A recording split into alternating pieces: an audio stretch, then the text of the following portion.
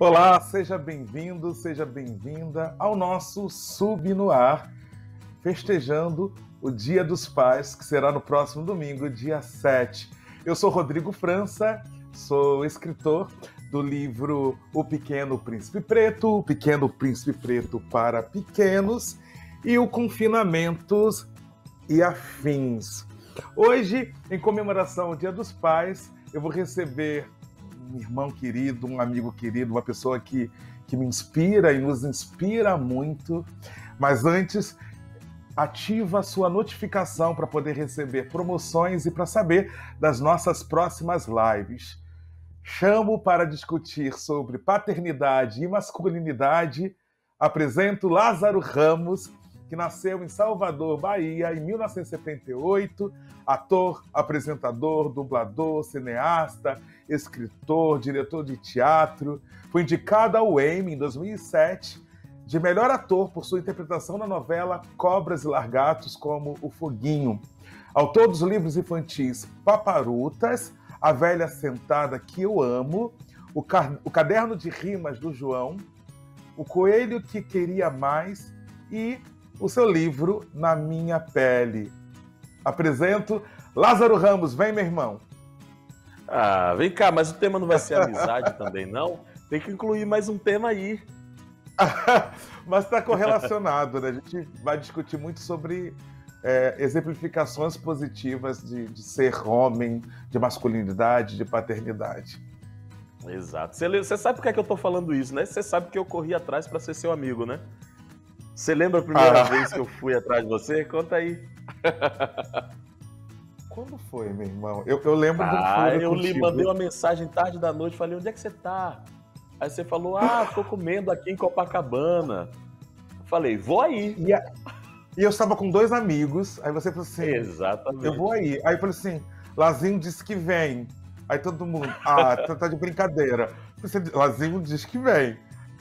Meia hora, 40 minutos, quem senta, Lázaro Ramos, e a gente fica a noite toda papeando ao ponto de fechar o lugar. Não, e faz parte disso, né? Faz parte do assunto que a gente vai falar, essa aproximação. Eu fui lá porque eu queria ficar próximo de você, gosto de fazer amigos. Acho que esse é um lugar importante da nossa vida, né? A gente ir cultivando nossas amizades, sem falar que eu comi um bife delicioso aquele dia, além de tudo. Que bom, meu irmão. Vem cá, ficou faltando algo que eu não disse, porque é sempre melhor a gente se apresentar, né? E não, faltou dizer que eu sou baiano, filho de seu Ivan, dona Célia, e que continuo me sentindo o Lazinho do Garcia. E um grande pai, né, meu irmão? Isso é importante sinalizar, né? Um exemplo de paternidade que eu admiro, que me inspiro e que tenho projetos, quem sabe ano que vem. Pois é. Você sabe que ser pai... Ele fica falando em projeto, o Rodrigo tem esse problema. Toda vez que você encontra com ele inventa um projeto. Ele sempre vai te dando umas rasteiras, assim, inventando umas coisas pra fazer. Mas até na minha vida pessoal eu coloco o termo projeto. A pessoa vive trabalhando, né? Mas é isso, é a nossa estrada, né? Mas você sabe, Rô, que eu acho que ser pai pra mim é a função mais nobre que eu recebi na vida. De verdade. E eu, antes de ter tido João e Maria, eu sempre tinha um conceito de paternidade muito racional. Muito assim, eu quero ser um pai que abraça muito, que é muito afetuoso, um pai presente, um pai responsável, mas estava tudo aqui, ó. Tudo um pouco no lugar que nossa geração coloca a paternidade também, que é tentando reformular esse conceito de ser pai, né? A gente vem de uma geração onde o pai às vezes ficava afastado, não tocava muito na gente, era mais o cara que ia ser o provedor e dar a bronca, né? Eu venho um pouco assim desse lugar, apesar do meu pai ser uma pessoa muito pacífica, muito gentil, muito carinhosa, mas ele ao mesmo tempo, ele é um cara que não era muito do toque, então eu ficava me trabalhando o tempo todo para dizer assim, olha, vou ser um pai que eu vou tocar muito, eu vou abraçar muito, eu vou dar exemplo. Só que estava tudo aqui. Eu só vim entender isso quando João nasceu de verdade. Que aí foi para aqui, ó. Foi meu primeiro filho, João Vicente. Aí foi pro coração. Maria veio, complementou esse amor, essa alegria. E agora confirmo que essa é a função mais nobre que eu tenho na vida. Não tem mais nada que eu faça que seja mais importante para mim hoje. E dessa paternidade que vem a sua inspiração a escrever para crianças? E você sabe que não, Rô? Até teve uma transição disso. Quando eu comecei a escrever. Não, bom, primeiro que o primeiro texto que eu escrevi para criança foi por desemprego. Eu preciso ser sincero, não vou aqui também falar que foi por outro motivo. Eu tinha vindo para o Rio de Janeiro para fazer teatro, e aí a peça parecia que ia mudar a nossa vida. Fiz a peça por 3 semanas e voltei para Salvador. Sem trabalho no hospital, que era meu primeiro emprego, sem nenhuma vaga nos espetáculos novos do meu grupo de teatro, do Bando Teatro Lodum. Aí, numa noite de insônia, eu disse assim, meu Deus, eu preciso criar alguma coisa para trabalhar. E aí me veio uma lembrança, uma memória de infância, que eram as festas que existiam na ilha de onde vem minha família. Minha família vem de uma ilha muito pequenininha, chamada Ilha de Pati. Hoje em dia tem 214 habitantes, e na época já era assim, uma ilha lá no Recôncavo Baiano, e uma vez por ano eles faziam uma festa popular. E aí, inspirado num desses números, eu escrevi o primeiro texto chamado Paparutas, que era uma peça infantil. Mostrei para alguns amigos, a gente montou esse espetáculo e ficou 2 anos em cartaz. E aí eu comecei a escrever, Rô, um pouco para a criança que eu fui.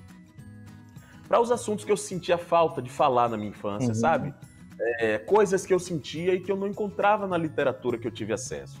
Então eu acho que o meu começo da escrita é para escrever para a criança que eu fui. Claro que depois que meus filhos nasceram, eu acho que eu escrevo para os adultos que eu quero que meus filhos sejam. Olha como são as coisas, né? Eu sempre fico tentando passar mensagens, valores. Claro que sempre faço livros divertidos, que são entretenimento também, mas eu gosto muito de pensar nessa ideia de que a literatura infantil, você planta sementes que geram frutos lindos na fase adulta da vida, né? Todos os meus livros são um pouco assim. Tem um livro, inclusive, que você não citou, que é o Sinto o que Sinto, que é um livro para falar sobre sentimentos. Porque eu percebi que muitas vezes as nossas crianças não têm um repertório para descrever o que estão sentindo. E ela surge um pouquinho de uma história com o Joãozinho, que estava um dia dizendo assim, ai, tô com uma dor na barriga, tô com uma dor na barriga. E eu botei pano quente, dei remédio para gases. Depois eu vim entender que, na verdade, ele estava com ciúme da irmãzinha mais nova. E ele ainda não sabia falar ciúme. Ou seja, eu dei remédio para pum quando eu tinha que ter dado um abraço no meu filho, né? E aí eu escrevi o Sinto o que Sinto, porque é uma coisa que eu acho que é importante a gente saber o que está sentindo para saber como lidar com os sentimentos. É um pouco isso que eu tento fazer aqui modestamente nessa nova profissão. E que não serve somente para criança, né? Tem muitos adultos que não sabem conceituar, não sabem expressar aquilo que estão sentindo, né? E eu acho que se assemelha um pouco à sua maneira de escrever também. Eu acho que você também tem esses valores na sua escrita, né? Tentando criar novos mundos, novos pontos de vista, não é isso? Meu irmão, eu tô emocionado, meu irmão. Aqui, é isso. Tô saudade. Deixa eu te perguntar uma coisa. O leitor Lázaro Ramos, o leitor adulto, você falou um pouco dessa inspiração do leitor criança. Esse leitor adulto, ele consome o quê? Ele deseja o quê? Ai, Rô, gostando de falar desse assunto. Você sabe, Rô, que eu me tornei leitor mais tarde, né? Já quando estava fazendo teatro. Eu perdi muito tempo da minha vida sem ler constantemente, porque eu achava que leitura era somente uma obrigação. Eu não entendia que era um prazer, que era uma companhia. Eu não entendia coisas que eu entendo hoje. Então, o que é que acontece? Quando eu comecei a ler por prazer, eu comecei a ler de tudo. Eu, às vezes, me pego lendo livros e... Ih, a luz caiu aqui um pouquinho, acho que tá com um mau contatinho aqui. Eita, mas faz parte, né? Vou continuar aqui. Tecnologia, né? Tecnologia. Não, eu estava dizendo isso, então, que assim, hoje em dia eu leio de tudo. Não há literatura que não me interesse. Eu leio desde quadrinho, que sou desses também, até livros sobre tecnologia, filosofia. Depende da época da vida, e eu tenho sempre um livro à mão. Eu nunca me sinto sozinho quando eu estou com um livro, sabe? Isso é muito importante falar para mim. Eu sou aquele que chega no hotel, não tem livro, porque eu esqueci na minha bolsa em algum canto. eu vou pro rótulo de shampoo. Que maravilha. Qual foi o livro que te marcou na infância, que hoje você sabe que guarda ali no coração? Eu acho que é uma resposta bem comum. É O Menino do Dedo Verde. Lembra desse livro? Esse livro, Como? ele era Menino do Dedo Verde. Era um Eu menino le- que eu não plantava, que tinha mão boa para plantar. É uma memória que eu tenho de infância. Eu acho que o nome talvez até esteja errado, mas eu lembro assim que o primeiro livro que eu me identifiquei, eu falei, um menino que gosta de plantinha. Ele planta, ele tem uma mão boa para plantar. E aí as plantas nascem. E depois um outro que também é clássico, né? Que eram os livros que eu tinha acesso. Fernão Campelo Gaivota. Foi o segundo, que eu sei que muita gente está ouvindo isso agora, que está se identificando. Porque assim, tinha uma coisa também na minha casa, sabe, Rô? Minha família sempre foi muito ligada à educação. Meu pai foi um cara que ele compreendeu desde cedo que a nossa transformação viria também pela educação. Então, no termo de livro, o que é que ele fazia? Ele comprou uma Barça. Então eu tinha uma Barça em casa para pesquisar, mas eu não tinha livros de lazer. Então os livros de lazer que eu lia eram os livros do meu pai. E eu lembro que ele tinha um Fernão Campelo Gaivota lá, que era dele, e eu achava até que era meio proibido. E eu li e eu falei, caramba, que legal! É um primeiro encontro assim com o prazer da leitura. Para você na escrita, há uma diferença? A gente já começou a falar disso na última pergunta, na penúltima pergunta. Há uma diferença para escrever para adultos, para crianças, para adolescente? Ou de uma certa forma, você pensa na história e você vai ficar fazendo pequenas adaptações em relação a linguagens? Eu sempre escrevo livremente. Sempre escrevo livremente. Eu, inclusive, quando eu começo a escrever, eu não sei para quem eu estou escrevendo. Aí tem algumas coisas que estão na minha cabeça assim. Por exemplo, eu acho que o livro dito para criança, na verdade, é um livro para família. Falo isso porque, como pai, quando eu estou lendo histórias para meus filhos dormirem, eu tenho o maior prazer. E eu me vejo naquelas histórias também, e eu me divirto e me entretenho com aquilo também. E eu acho que dá para você falar sobre quase tudo para crianças, dependendo do tom e do jeito. O Caderno de Rimas do João me ensinou muito nesse sentido, porque foi um livro que foi produzido através de conversas com meu filho, onde ele me perguntava coisas e eu ia criando rimas para explicar o mundo para ele. Até que uma hora ele me perguntou o que é morte. E eu falei, caramba, como é que eu vou falar morte com uma criança de 6 anos de idade? Vou explicar a morte para ele. E eu encontrei uma imagem tão bonita que era falando assim do ciclo de uma árvore, né? Que você planta essa árvore, bota a sementinha ali, depois a árvore floresce, essa árvore floresce, deixa frutos e às vezes ela morre, mas ela deixa frutos, né? Que é a memória que a gente vai ter. Essa é um pouco a pesquisa que eu vou fazendo, agora de forma livre, Rô. Eu tenho muita dificuldade, por exemplo, de escrever por encomenda. O Sinto, que foi um livro por encomenda, eu demorei um tempão, até conseguir no final. Mas a minha escrita é muito livre, assim, são assuntos que eu gosto de falar. Como não é, assim, a minha profissão primeira, eu aproveito que não tem essa obrigação e escrevo livremente. E nesse processo, há uma felicidade plena ou há algum momento de sofrimento no escrever? Acho escrever dificílimo. Eu acho escrever... Você acha fácil? Não! Você acha fácil? Eu acho dificílimo, eu sofro. Sempre. Imagina, tô falando aqui relaxado porque tô com você, que é meu amigo, mas eu acho dificílimo. Respeito muito o trabalho da escrita. Aí vem essa dorzinha. Que momento vem essa dorzinha? Fala assim, meu Deus do céu, não tá saindo, o que é? Que momento vem esse... Ou no depois? Fala assim, terminei, entreguei a editora, agora é publicar, lançar, e o que as pessoas vão ler, vão entender? Que momento vem essa pequena aflição? Ó, deixa eu te contar uma historinha aqui. Meus 2 primeiros livros infantis, todas as vezes que alguém comentava sobre ele, eu sentia que eram sempre comentários sobre um ator que se arriscava na escrita, sabe? Demorou um tempo para eu ser considerado escritor. Tanto é que quando eu estava pronto para lançar o Na Minha Pele, já tinha editado o livro junto com a Dani, lá na Companhia das Letras, e 3 semanas antes de lançar o livro, me deu um medo gigante e eu desisti de lançar. Eu queria pagar a multa do contrato para que o livro não chegasse às prateleiras. E a Dani, a editora, querida amiga, sabiamente pediu para eu mostrar esse livro para algumas pessoas. A partir da opinião dessas pessoas, eu tive coragem de lançar. O Na Minha Pele transforma um pouco a visão das pessoas sobre minha escrita. E isso foi muito importante porque me deu uma segurança para me arriscar em outros temas, escrever mais, colocar na minha rotina a escrita. Mas agora surgiu um outro medo. O medo é assim, de decepcionar as pessoas, porque sempre tem uma expectativa. Felizmente os meus livros foram bem vendidos, e aí eu sempre fico dizendo assim, o que é que será que as pessoas querem ler agora? Será que vão estar contempladas com isso? E eu agora, por exemplo, estou editando o meu primeiro livro adolescente, para jovens. E eu estou aqui num cabo de guerra, assim, da forma mais amorosa, porque eu estou fazendo um livro um pouquinho mais arriscado. Talvez ele não esteja tanto assim dentro da expectativa do que os meus leitores anteriores têm, mas estou achando que o caminho é sempre esse, me manter na corda bamba para ter sempre vivacidade na escrita. É o que eu estou buscando. Não sei se vai dar certo, mas a gente vai aí responsavelmente fazendo isso.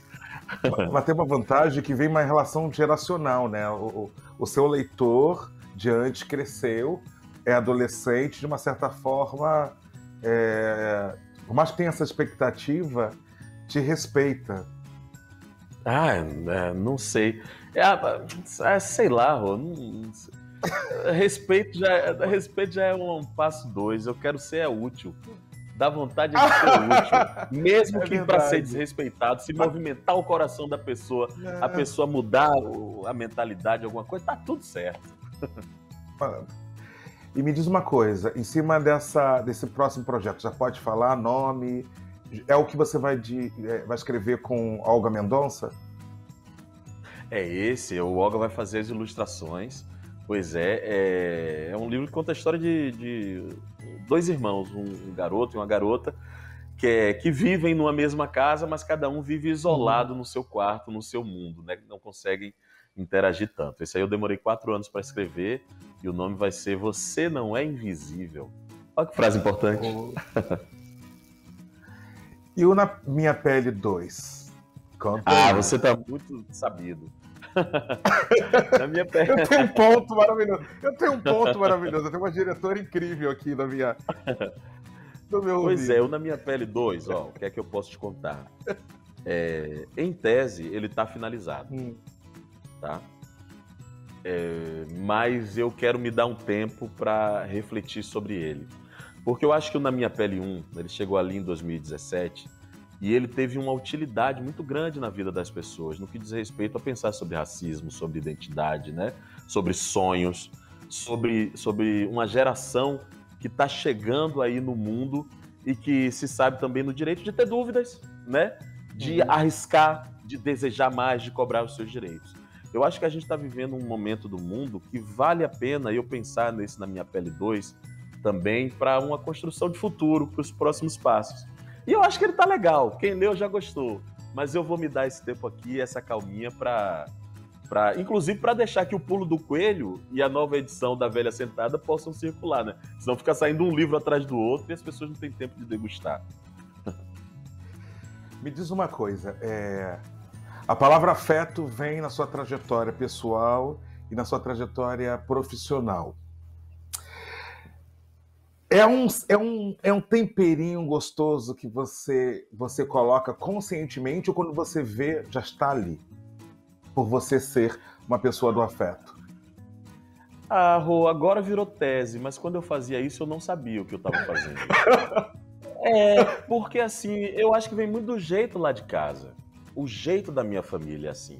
A minha família é uma família muito acolhedora, muito bem-humorada, muito carinhosa, e que depois eu fui entender, inclusive perceber que a maneira de demonstrar carinho é muito variada. Assim, como eu te falei, e o nosso tema aqui é masculinidade e paternidade também, o meu pai não era uma pessoa de muito toque, de muito abraço, mas ele demonstrava afeto de outras maneiras. E foi bonito aprender isso, mais velho. A minha mãe já era uma pessoa do toque, bem-humorada, da alegria, da dança. Mas todos eles sempre foram pessoas muito éticas, justas, e que não deixavam que os meus erros, meus defeitos, minhas falhas ou minhas dúvidas passassem batido. Eles foram pessoas que sempre se posicionaram diante da vida, diante da minha criação. E eu acho que eu fui cozido nisso. Quando eu me torno um comunicador, o meu trabalho naturalmente sai dessa maneira. Claro que junto com o trabalho do Bando de Teatro Olodum, que me dá uma formação política importantíssima. Então é uma mistura do que eu vivi dentro de casa com o bando, que é assim, falar de coisas importantes e ter também o afeto como um aliado. Agora eu consigo falar, né? Inclusive tem a minha frase que eu já repito várias vezes, mas acho importante repetir, que é afeto no sentido assim, de ser afetuoso, né? De ser carinhoso, de oferecer amor, mas também da consciência de que nós nos afetamos, não é isso? E que nós, inevitavelmente, vamos viver em conjunto, em comunidade. Então é melhor que a gente se afete da melhor maneira possível, né? Agora eu consigo fazer a tesezinha, mas antes era natural. E me diz uma coisa, quando você pensou Olha, agora nesse eu acho tema... muito bonito você Fala. falando de mim e sobre afeto, e uma pessoa como você, que é afetuoso em todo mínimo gesto, Rodrigo. Você é afeto o tempo todo. Mas eu acho que está nisso, né? Nessa relação. Eu acho que nossos pais devem ter a mesma faixa etária. A relação que eu tive do amor paterno na infância era uma relação de melhores escolas, comida à mesa, e não passava pelo toque. Eu fui ter uma relação de toque com meu pai já na adolescência, mas com a minha mãe eu sempre tive. Mas, ao mesmo tempo, eu fui verificando esse homem se descobrindo afetuoso, carinhoso, e que, de uma certa forma, me construiu dessa maneira afetuosa, né?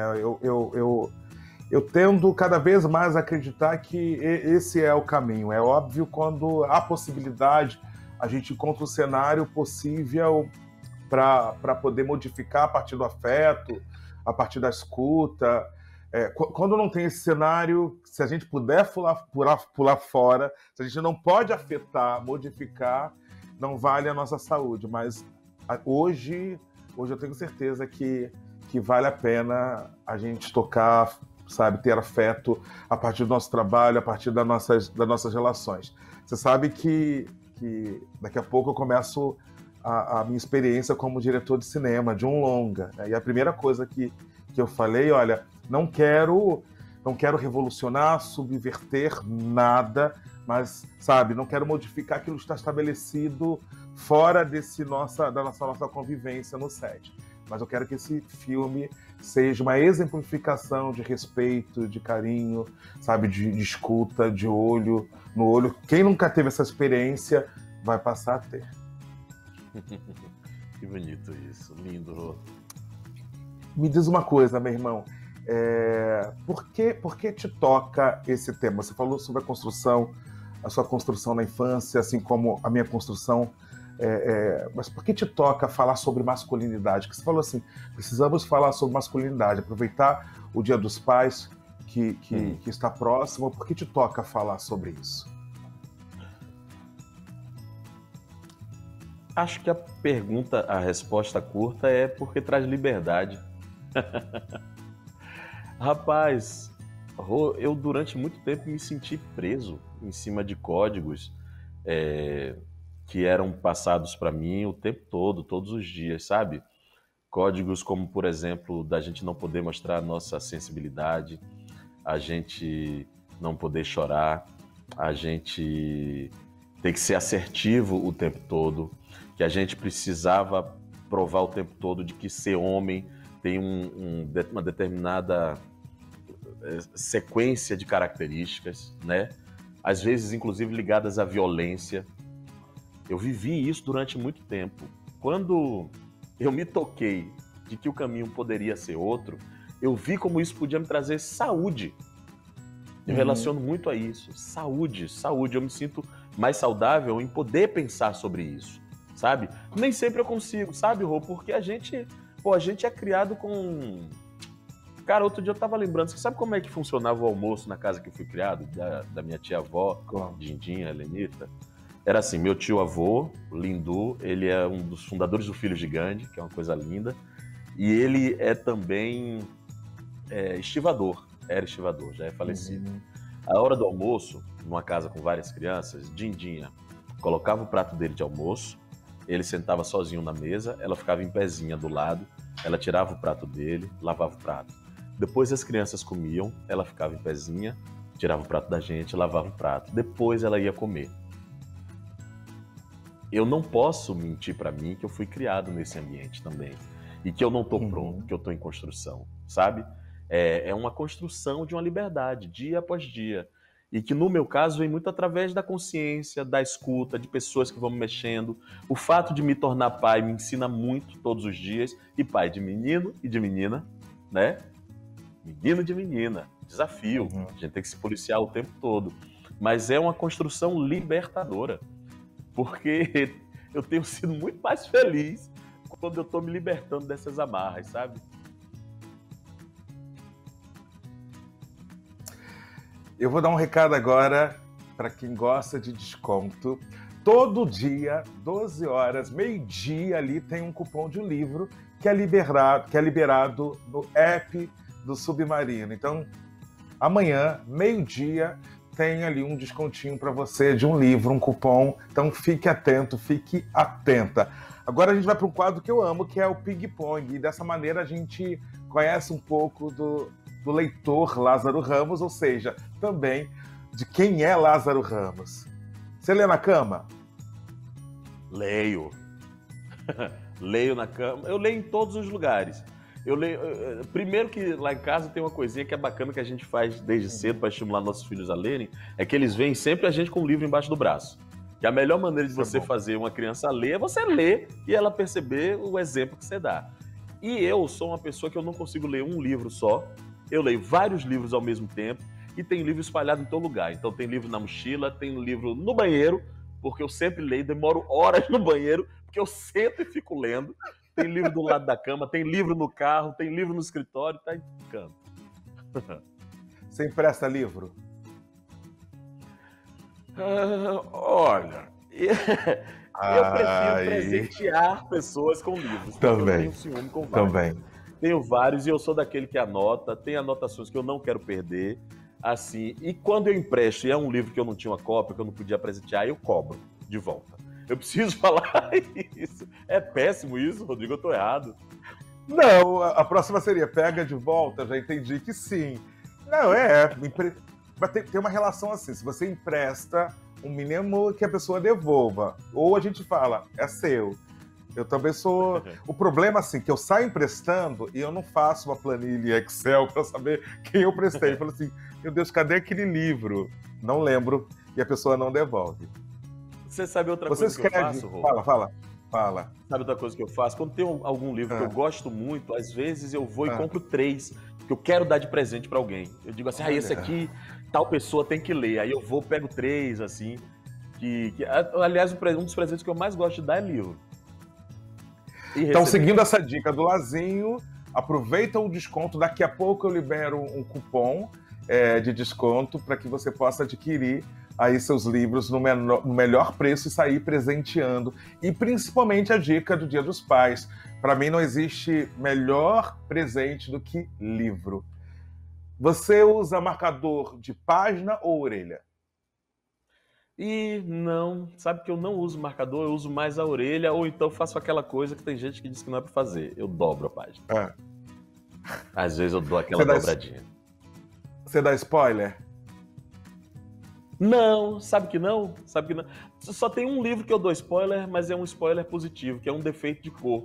Eu conto sempre sobre o primeiro capítulo, Serendipidade, porque eu sei que é sedutor, e aí é quase divulgação, não é nem spoiler. A melhor hora para ler é? Melhor, para mim é a noite. Continua sendo a noite, eu gosto muito. Principalmente depois que todo mundo já dormiu, a casa acalmou, eu fico ali feliz quando eu tenho um livrinho. O silêncio, né? O lugar mais inusitado que você leu? Já falei, né? Que eu leio diariamente, que é no vaso sanitário, gente. No banheiro. Eu tenho uma pilha de livros problema ali. Porque eu fico horas, tá? Eu fico horas ali, eu posso perder o compromisso. Não é por causa do silêncio? O que é? Eu acho que é o conjunto da obra.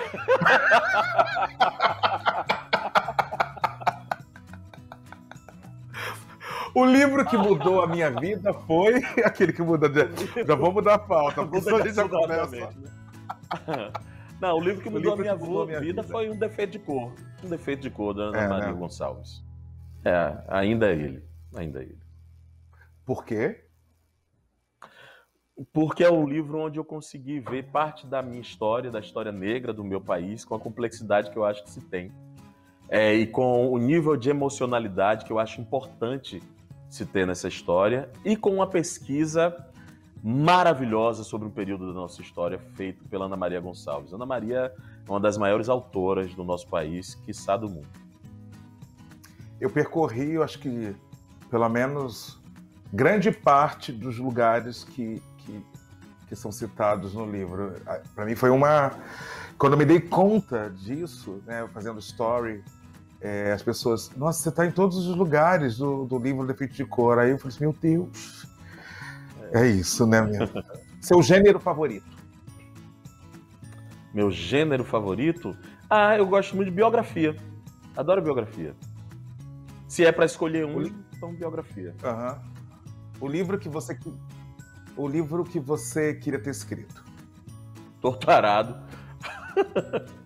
Queria ter escrito Torturado. Tem dois. Livro de cabeceira? Vou dar 2 exemplos. Fala. Torturado. Vou dar 2 exemplos. Pode falar. Torturado e o Em Terapia, do David Lodge. É um autor inglês que eu adoro a escrita dele.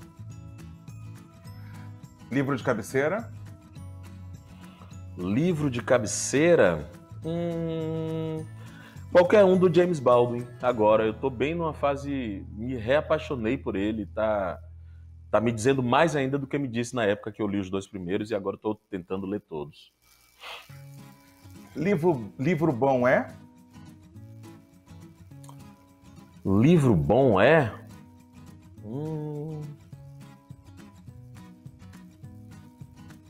Livro que me surpreende. Eu sou daqueles que eu gosto de ficar, meu Deus, e agora? Pra onde é que vai? Sou desse. Vou falar agora sobre o nosso cupom. Daqui a pouco sai o nosso cupom e que vai dar um grande desconto. Deixa eu ver aqui, tem mais coisa para dizer. Caso você adquira o cartão do Submarino, R$100 de compras, tem 30% a isso no final da nossa live de livros e mais 10% caso você compre aí com o cartão Submarino. Então dá para presentear, se presentear e nadar em livros. Agora a gente vai para um quadro que eu amo, que é a participação dos nossos leitores, dos nossos ouvintes, dos nossos sublovers, pessoas que estão ali escrevendo e mandando pelo Twitter perguntas para você. Posso começar? Por favor. Natália pergunta: como você se manteve criativo para continuar escrevendo no último ano? O último ano eu passei por um processo que foi o seguinte: no começo eu queria produzir muito. Eu achava que eu tinha uma obrigação de produzir, já que estou em casa, tenho que produzir. E foi muito ruim. Tudo que eu produzia era tenso, pouco criativo, contaminado pelo tempo que a gente estava vivendo, né? Até que eu ouvi uma entrevista do Emicida, que ele falou uma frase que foi libertadora, que ele falou: caramba, já temos tanta dificuldade, a gente ainda tem que ficar se martirizando, se cobrando tanto de ser produtivo agora, e isso me libertou. Quando eu me libertei, a escrita se transformou em terapia. Aí foi muito legal. Eu escrevia para ter prazer, eu não escrevia para ser eficiente.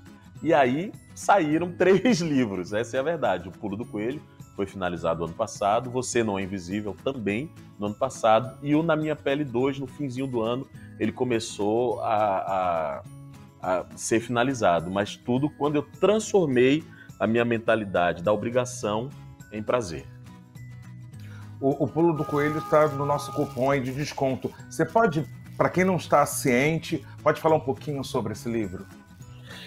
O Pulo do Coelho é um livro que eu sou apaixonado. Ele é sobre autonomia, sobre busca por liberdade. Conta a história de um menino que sonha que é um coelho, que vive confinado num circo, dentro da cartola de um mágico, sendo manipulado todos os dias. Ele sai da cartola, trabalha e volta, até que um dia ele fala assim: não quero mais ser o objeto não, eu agora quero me transformar num mágico. Aí ele foge do circo, para aprender a ser mágico. Anderson pergunta: seu trabalho como ator te ajuda a construir os personagens dos seus livros? Ah, sim, com certeza. E você sabe que um dos comentários que os editores fizeram para mim é que muitas vezes eu escrevo como se fosse diálogos de teatro. A minha primeira escrita vem assim. Às vezes o meu trabalho todo é adaptar para uma linguagem mais literária, mas o meu primeiro input, vou botar uma palavra aqui em outro idioma, meu primeiro input é sempre como se fosse uma peça de teatro. Você ri, né, Rodrigo? Eu fico fazendo palhaçada porque eu sei que você gosta de rir. Eu amo. Eu amo, meu irmão. É bom que deixa leve. Lia, você gosta de ler para crianças? Como elas reagem? Adoro ler para criança, me sinto fazendo uma peça de teatro, me divirto. Já me peguei algumas vezes sem prestar atenção que meus filhos já dormiram e eu continuando fazendo performance, voz e etc. Tem muito a ver com o meu trabalho de ator também. Eu gosto de contar histórias para crianças. Inclusive, às vezes eu fico com pena, porque muitas vezes, depois que o livro acaba, meus filhos falam assim, e depois? Aí eu começo a inventar com os personagens do livro dos outros, eu começo a inventar uma história nova. Às vezes eu falo, tem que registrar essas coisas. Elisa, quais autores são suas influências para escrever histórias infantis? Nossa, eu tenho até medo de falar sobre isso, porque parece que a gente está se comparando. Mas, assim, por exemplo, Ney Lopes é um autor que é muito importante para mim. Assim, a minha escrita não é inspirada na dele, mas é um mestre que abriu um caminho aí pra gente. O jeito dele escrever para criança, o jeito dele escrever, enfim. Então, Ney Lopes, eu te diria que é a maior inspiração.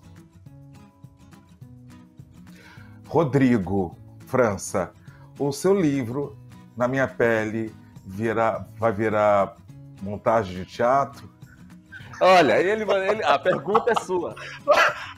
Você tenho que não muda nem o nome. Você não muda nem o nome, diz assim, sei lá, José Antônio está perguntando lá, o seu livro vai virar teatro? Olha, gente, tem um amigo meu que quer muito transformar em teatro esse livro. É um grande ator, um grande diretor, escritor também. O nome dele é Rodrigo França, coincidentemente. E ele toda hora me faz essa provocação. Então eu estou esperando a pandemia passar. A próxima pergunta seria: a mãe do Rodrigo França. O Rodrigo França vai dirigir ou vai co-dirigir? Eu adoraria, seria um prazer, porque esse cara é uma flecha. Aliás, Rodrigo, uma das coisas que eu mais tenho curtido no seu trabalho é como você consegue mobilizar tanta gente para fazer coisas legais no teatro. As suas peças sempre me encantam. Eu tive a alegria de poder estar pertinho um pouquinho de um monólogo, né, que eu te provoquei e você em uma semana já tinha levantado tudo. E seria uma honra ter esse diretor no meu espetáculo. Não sei se ele quer. Não sei, vou perguntar a ele. O Amor como Revolução. Vai voltar, hein? Acabando essa pandemia, a gente vai voltar com o Amor como Revolução, porque é necessário, nosso amigo Henrique Vieira. Deixa eu falar aqui. Não esqueça de ativar as notificações aí do app Submarino para poder receber desconto, saber dos cupons, saber de lives, promoções da gente, assim que a gente gosta, quando a gente ama livro, a gente quer pagar com preço gostoso, barato. Vamos lá. Lazinho, 5 indicações de livros. Lembrando que essas indicações do Lazinho, as minhas indicações, estarão no cupom que eu vou liberar o nome no final da nossa live para poder adquirir esses livros com bom desconto. Fala um pouco aí. Rô, foi tão legal ter esse desafio, porque assim, quando chegou a proposta de indicar 5 livros sobre o tema, né, paternidade e masculinidades, foi muito bom porque eu fiquei dizendo assim, vou pegar só o que falam sobre o tema, mas na verdade tem uma outra maneira de falar sobre o tema e por isso tem algumas indicações aqui. O primeiro é um que está até aí na tela, que é esse aqui, o Seja Homem, do J.J. Bola, ou J.J. Bola. Tem um prefácio escrito pelo Emicida. É um livro que, através de exemplos de tradições culturais, ele desmascara diversos mitos, aqui estou lendo aqui atrás, como aquele que proíbe garotos de chorarem, ou demonstrarem Sim. fraqueza. É um livro muito especial. Eu recebi esse livro em casa, ganhei de presente, li e me senti muito contemplado. Acho que ele já se tornou uma referência no tema. Aí, Eu aproveito sua tem deixa outro. para poder falar do Abrace Seu Filho, do Tiago Queiroz, que fala sobre toque, sobre colo, o quanto nós homens podemos abraçar, dar colo às crianças. É isso. E falando em colo, em abraço e etc., tudo isso envolve um tema que a gente já falou aqui, que é o amor. Aí qual é a minha segunda indicação? O Amor Ai, como Revolução. revolução. Que você dirigiu no teatro com o Henrique Vieira. E é um livro que fala sobre amor. E desse ponto de vista, o amor como revolução. Olha que poderoso esse pensamento. A gente que às vezes é tão estimulado a odiar para revolucionar, ser violento para revolucionar. Falar do amor como revolução, acho que é importantíssimo para nós, homens. Para nós, seres humanos, né? E o amor como ferramenta de transformação, né? O amor que.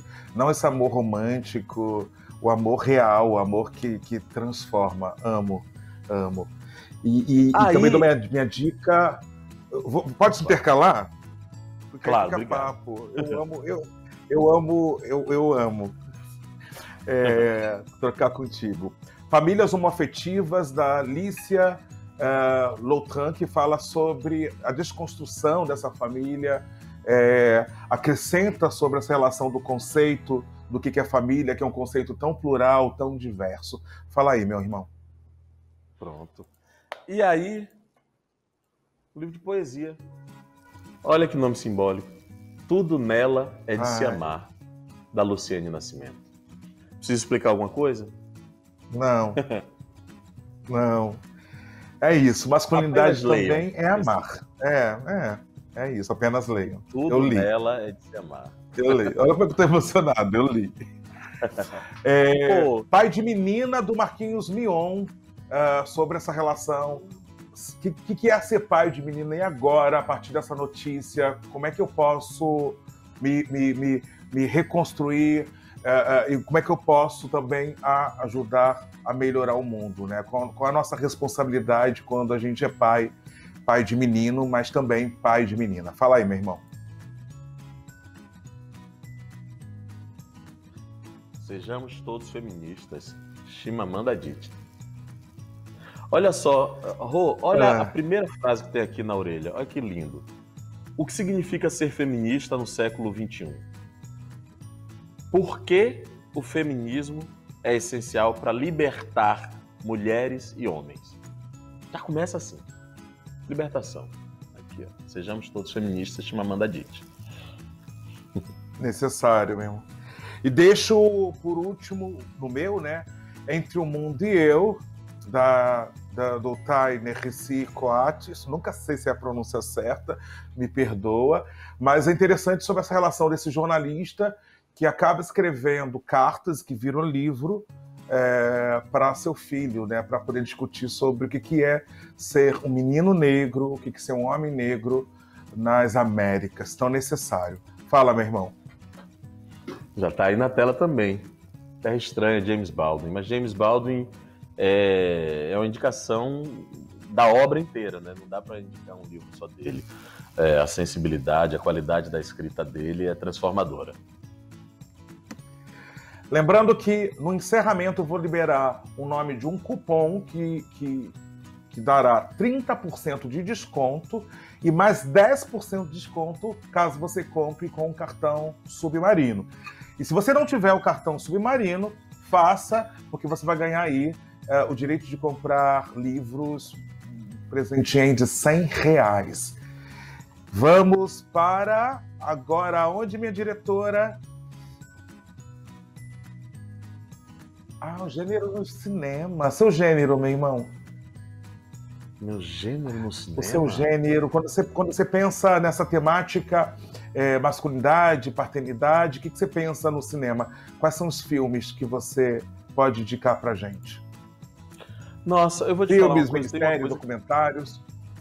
Pois algumas coisas eu tenho pensado muito sobre o cinema e esse gênero. Acho que a gente até está numa época muito bacana que está conseguindo falar sobre esse tema de outra maneira. Mas durante muito tempo somente a comédia se ocupava em falar de paternidade. Somente a comédia. E nós, pais, éramos vistos apenas como um personagem cômico e não se falava da nossa sensibilidade. Hoje em dia isso está mudando, né? Acho que vem muito por causa de um período em que, como o pai era considerado o provedor, o líder, o chefe da família, precisou-se de um tempo de adaptação ou desconstrução, para usar uma palavra em voga, né, dessa figura do pai, e aí o cinema, o entretenimento, criar outra figura. Eu acho assim, hoje em dia a gente tem ali o Paternidade do Kevin Hart, que é muito bonito. O Meu Pai, do Anthony Hopkins, não fala exatamente sobre ser pai, mas fala dessa relação com essa figura, né? Que é muito bonito também.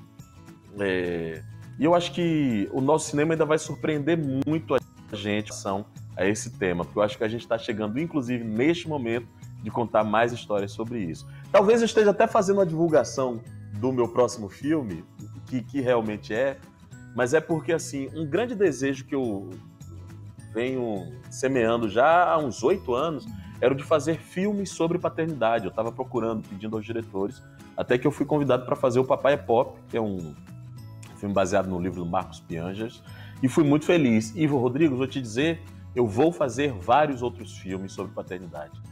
É o meu desejo. É necessário, né? Porque ao mesmo tempo é importante a denúncia de que essa masculinidade que as pessoas colocam como tóxica, né? E muitas vezes eu não gosto muito desse nome toxina, porque às vezes a questão é muito mais séria, né? Mas ao mesmo tempo é importante a gente mostrar na ficção exemplificações positivas para que sejam replicadas, né? Para que as crianças e adolescentes e jovens possam encontrar modelos e apontarem esse modelo que eu quero, que eu deva seguir. Então, é muito necessário o seu trabalho como criador, sendo ator, sendo escritor, até mesmo diretor de cinema e teatro, apontar essas exemplificações. Eita, esqueci de falar um aqui, que é bem melosinho, mas eu sei que a turma gosta, que é o This Is Us. Eu amo.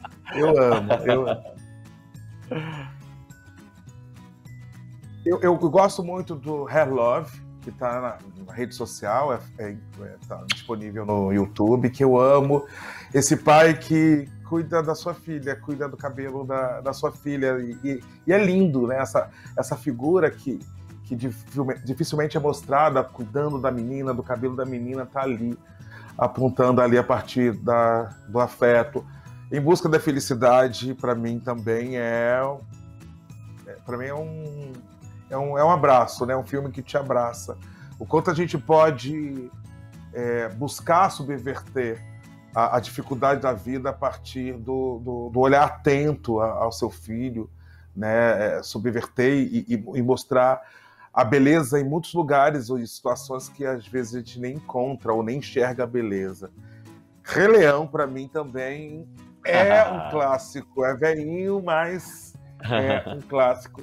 E aponto também Procurando Nemo também como exemplificações positivas desse pai.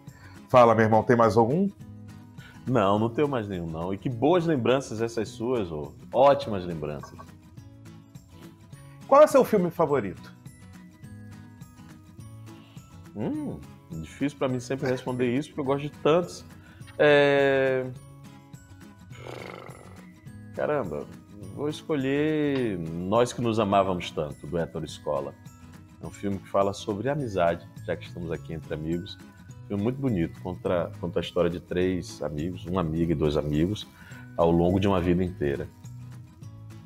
Em cima do nosso tema, algum livro que você tenha lido e que você pensa assim, nossa, daria um ótimo filme, novela, série... Pode ser esse. Tudo bem, tá livre. Foi o que eu trouxe. Pode falar sobre esse, meu. Você pode tudo. O livro é legal mesmo. O livro é legal mesmo, o Marcos Piangers. É muito legal o trabalho que ele faz. Os vídeos dele já me encantavam antes. E é um livro que eu acho que ele, de forma leve, ele vai nos orientando, vai mostrando um caminho, vai mostrando, inclusive, que não tem perfeição, que tem construção, que a gente está se construindo também. É um novo lugar, assim, esse modelo de paternidade que a gente quer exercer. E o livro do Piangers é legal mesmo. Papai Pop. A gente está falando sobre masculinidade, mas a gente sabe que é bem no plural, que não existe um padrão, né? Existem várias formas de exercer, de performar essa masculinidade. Madame Satã, o filme foi um marco na sua carreira. Como é que foi essa experiência? Nossa, eu sou um ator e uma pessoa antes e depois de Madame Satã. Vivenciar esse personagem, estar ali naquela pele, foi lição e ainda me ensina, ainda hoje.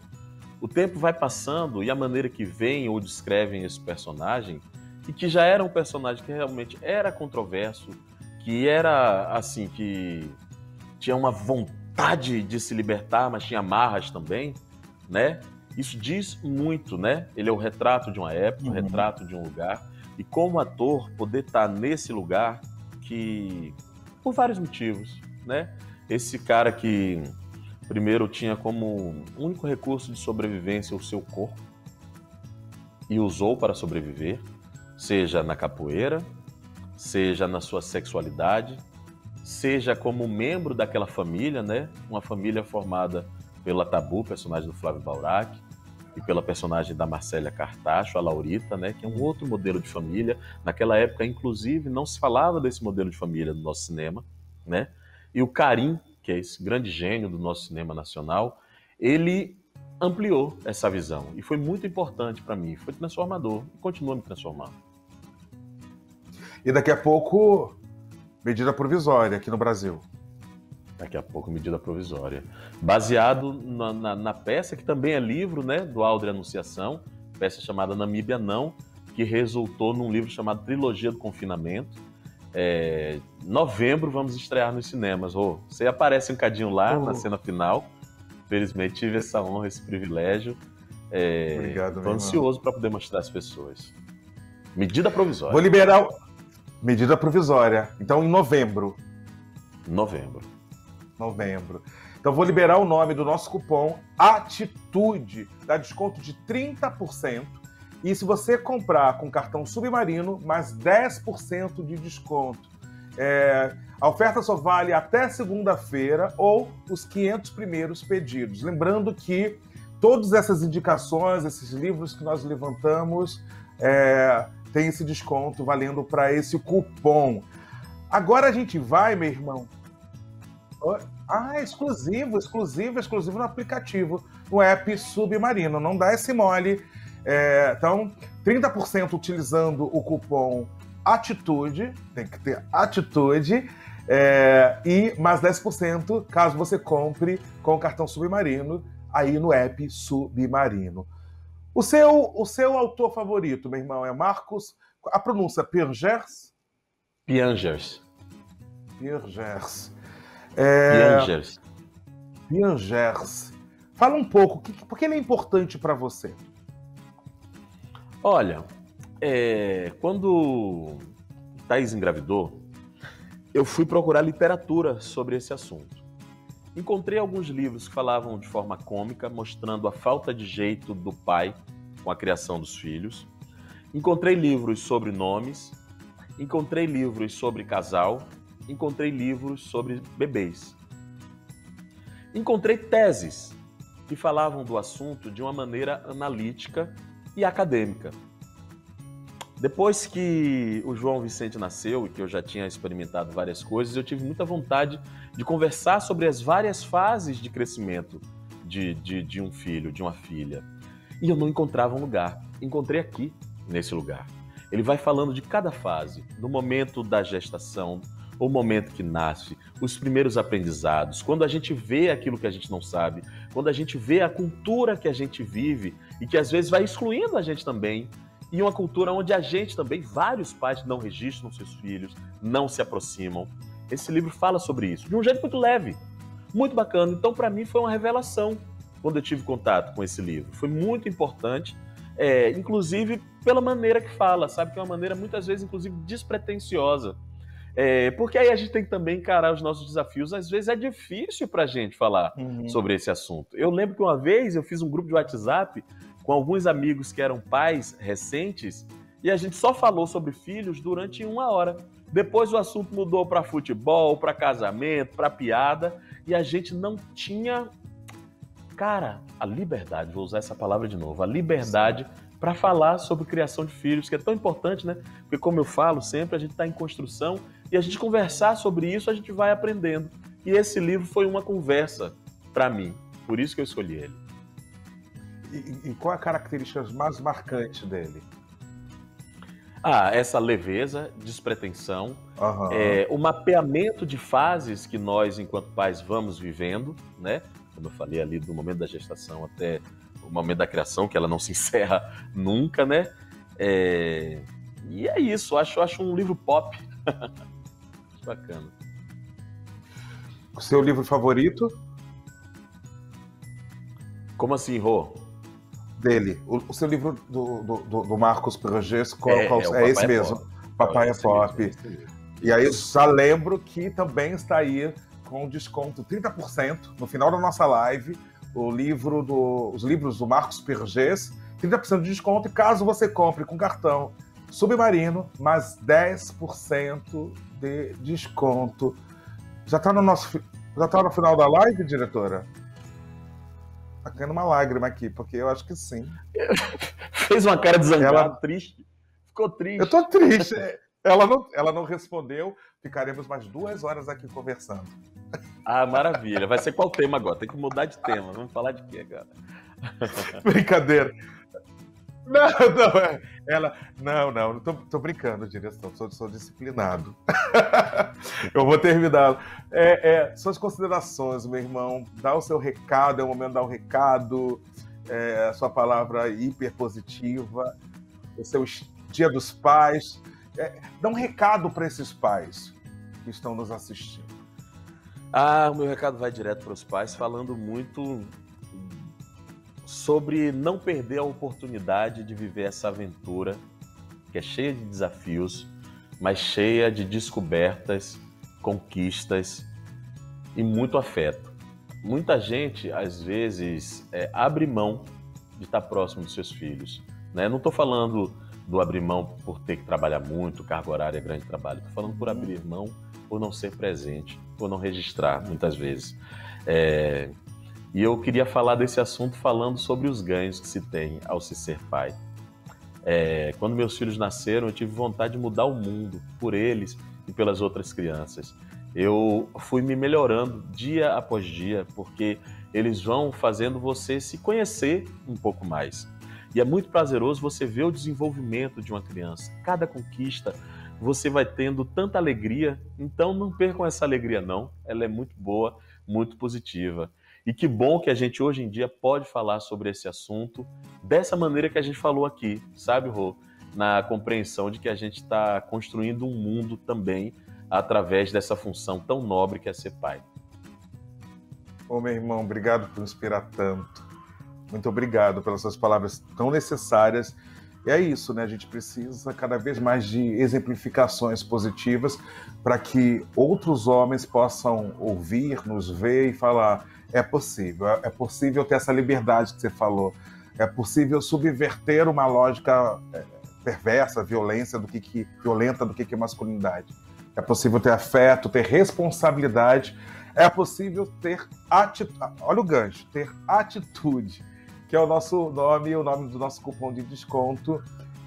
30% de desconto em cima de todos os livros que nós indicamos, falamos aqui, mais 10% de desconto caso você compre através do cartão do Submarino. Hoje é meu último dia.